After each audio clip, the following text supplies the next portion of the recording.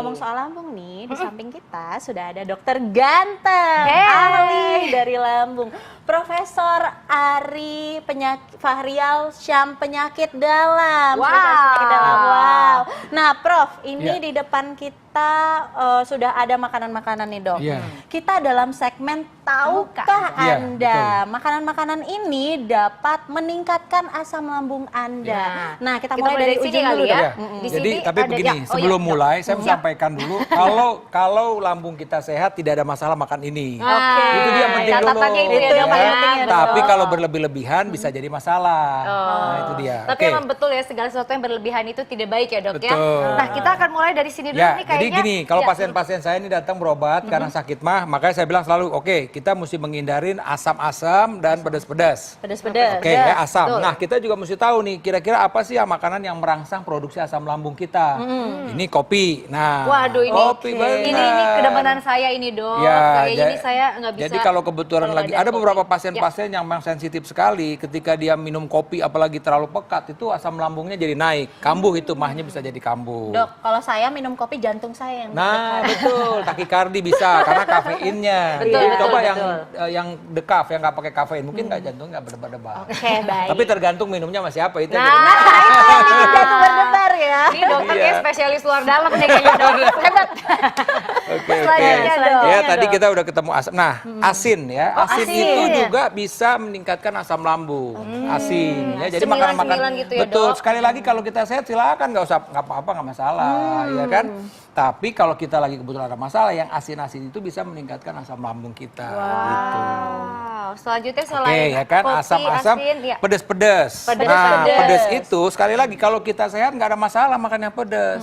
Kalau kebetulan kita sedang bermasalah, tentu pedas ini akan merangsang ya, merasa tambah perih rasanya perih seperti ya, itu. panas Ya, gitu ya, panas Dok, gitu ya.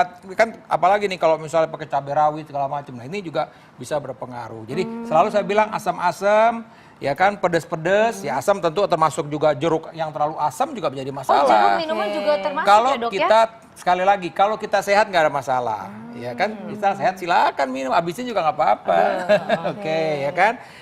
Kemudian apalagi sih? Nah, makanan-makanan yang mengandung coklat, keju dan lemak-lemak. Nah, ini coklat. Coklat. Ini enak banget nih makanan favorit kita ya. Jadi coklat ini. Stop dulu, Dok. Stop dulu. Nah, sebelum kita ngebahas soal coklat, kita akan kembali lagi sesaat lagi setelah yang berikut ini.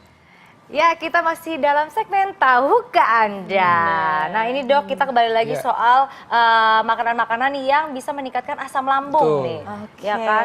Tadi sampai di coklat. Coklat. Nah, jadi coklat ini akan menyebabkan pengosongan lambung menjadi terlambat dan juga bisa menyebabkan lemahnya klep. Jadi di antara kerongkongan dan lambung itu ada klep yang tadi itu yang tadi di video tadi ya. Jadi dia kalau dia normal itu rapet klepnya sehingga makanan itu nggak bisa balik arah. Nah, orang-orang yang mengkonsumsi coklat yang terlalu berlebihan ini akan menyebabkan klepnya ini agak lemah.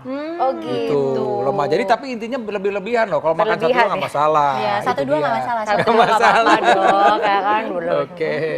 Ya itu, jadi coklat ya, termasuk juga goreng-gorengan, keju, itu termasuk yang pengosongan lambung jadi lambat dan bisa mengganggu lemahnya klep dari antara kerongkongan dengan lambung. Oke, gorengan ya, Dok, tapi kan gorengan enak banget. Ya, gitu. Aduh. Langsung lemes gitu ya, kenapa gorengan, Ya, Dok? udah kita ada cabai rawitnya lagi ya. Iya. Kenapa nih, Dok, kok bisa gorengan? Enggak, jadi kan sekarang tadi gorengan kan termasuk berminyak-minyak juga. Betul. Ya, minyak-minyak tadi termasuk yang lemak, termasuk yang menyebabkan pengosongan lambung itu jadi lambat. Jadi kalau pengosongan lambung ini jadi lambat kan kontak antara si makanan dengan lambung itu jadi lama, gitu kan ya. Nah, kemudian juga tadi tuh salah satu juga yang bisa mengganggu tadi klepnya tadi itu. Jadi kalau dia memang terlalu berlebih-lebihan, klep juga menjadi lemah gitu. Jadi dia masih muter-muter di sini aja. Belum turun ke bawah gitu. Kan mestinya kan makanan itu dalam keadaan normal 6 jam itu udah kosong secara normal. Ya makanya kalau orang berpuasa sahur jam 4 misalnya jam 10 udah mulai keroncongan tuh biasanya. Karena memang udah mulai kosong lambungnya gitu loh. Jadi itu Kira-kira begitu. Nah, kalau dia makan berlemak dia bisa bertahan lama memang. Bisa sampai 8 jam, misalnya tergantung dari jenis lemaknya sendiri. Oke. Nah, ini ada nih Dok yang paling digemari sama anak milenial. Nah, Oke. Burger. Ya. Nah, kenapa nih Jadi Dok? kalau Ini- sebenarnya sih kalau burgernya sih nggak ada masalah. Ini kan memang yang tidak boleh itu adalah roti tawar.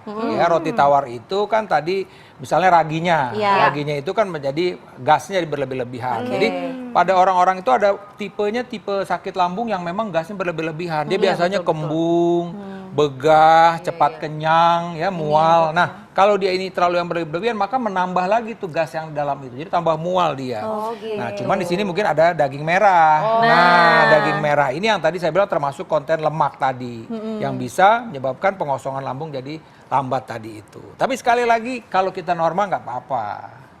Prinsipnya kalau kita sehat nggak apa-apa mengkonsumsi ini, cuman sekali lagi jangan berlebihan gitu. Nah, kadang-kadang juga gini, apa namanya sausnya ini kan asem.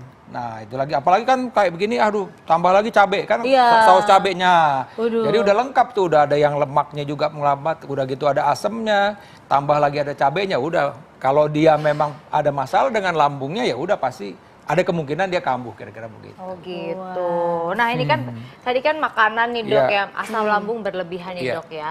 Dampaknya apa sih penyakitnya Dok dari si asam lambung ini sendiri Dok? Iya, Apakah jadi- bisa merembet kah kemana-mana Nah, kah? mungkin gitu, saya Dok? bilang pertama bisa bilang bahwa orang sakit lambung tidak menyebabkan kematian. Oke. Tidak menyebabkan kematian secara langsung. Karena ada yang nanya nih, Dok, itu ada tetangga saya pas Betul, katanya betul, asam Dok. lambung meninggal, nggak ada Nah, hubungannya. fakta atau mitos tuh Dok, benar tuh Tidak Dok. ada Saya hubungannya. jujur karena Iya, tidak ada hubungannya. Karena kan ada yang bilang hati-hati loh Iya. kalau sakit mah nggak diobatin bisa meninggal. Nah, Jadi parno gitu. dong Ya, saya siapapun Dok. juga bisa meninggal ya kan. Nah, cuman kita tadi, jadi ketika tadi ada klep yang lemah tadi, itu asam lambung kita tuh naik, Iya. naik ke atas, ya makanya mulut pahit. Nah, ini kan gigi ngilu-ngilu tuh, ya mungkin ya kan pernah ketemu pasien gigi ngilu-ngilu, nggak ada apa-apa, itu jangan asam lambungnya naik, Ya, kan. keropos semua giginya Nah, ya Dok bisa ya. juga begitu. Kemudian juga dia bisa ke telinga, ya, karena berdenging atau ada yang bilang ada otitis, misalnya peradangan dari rongga dari telinga ya, telinga dalam. Kemudian juga suaranya serak, yang kita bilang laringitis, suara serak itu juga bisa.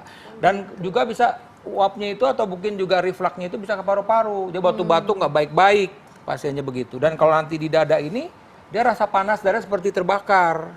Mulutnya pahit dan tercekik. Jadi memang biasanya pasien-pasien yang asam lambung naik seperti itu rasanya tidak nyaman sekali. Jadi cemas biasanya. Tapi biasanya begitu, aduh saya sakit apa sih? Nah, yang jadi masalah itu kadang-kadang kambuhnya itu lagi enak-enak tidur.